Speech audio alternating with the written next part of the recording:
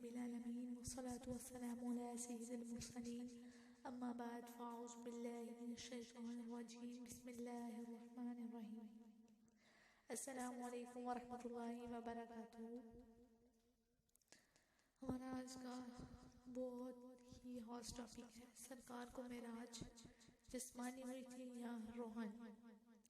نبی پاک صلی اللہ علیہ وآلہ وسلم کو جو معراج ہوئی تھی وہ جسمانی ہوئی تھی، اور اس پر بہت سی دلائل قرآن میں بھی موجود ہیں اور احادیث طیبہ میں بھی موجود ہیں اور عقلی طور پر بھی موجود ہے۔ قرآن پاک میں اللہ تعالیٰ نے ارشاد فرمایا سبحان الذی اسریٰ بعبدہ، ترجمہ کنز ایمان، پاک ہے وہ ذات جو اپنے بندے کو راتوں رات لے گئی، رات کے مختصر سے اوقات میں مسجد احرام سے مسجد اقصی تک۔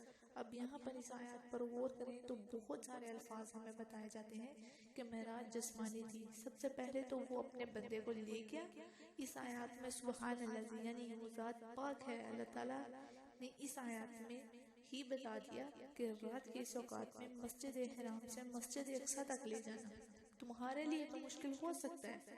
اللہ کی ذات اس عیب سے پاک ہے، وہ چاہے تو لمحے بھر کے اندر کہاں سے کہاں لے جائے، کسی کو بھی لے جائے۔ اللہ تعالیٰ انسان کو یہ قدرت دے سکتا ہے کہ فی زمانہ کہ آج کل ہم انسان کہاں سے کہاں پہنچ چکے ہیں، کیسے کیسے جہاز طیارے وجود میں آ چکے ہیں، تو پھر ہمارا ہی موقف ہے کہ نبی پاک صلی اللہ علیہ وآلہ وسلم کو معراج جسمانی کرائی گئی۔ جزاک اللہ